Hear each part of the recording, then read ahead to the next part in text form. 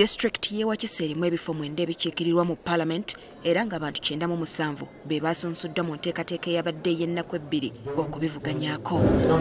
Ku bino kuliko ekifo ky'omubaka omukyalo owa District ekya munisipaali y'Entebbe, munisipaali ey'e Kira, munisipaali ey'e Makindye Ssaabagabo, munisipaali ey'e Nansana, Busiro East, Busiro South, Busiro North ne Kyaddondo East. Ku bano abantu 52 bajjidde mu bibiina so nga 45 beesowoddeyo ku bwannamunigina.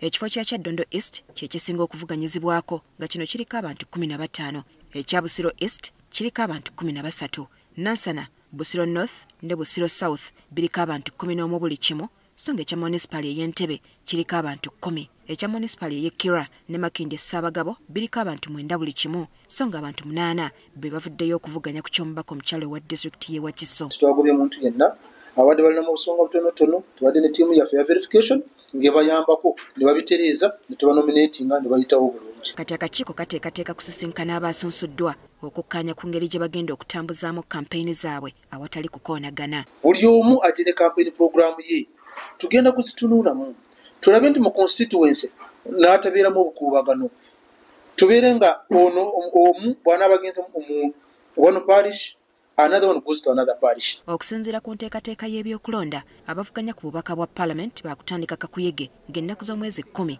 omwezi ogujja. Early campaigning is an electoral offense.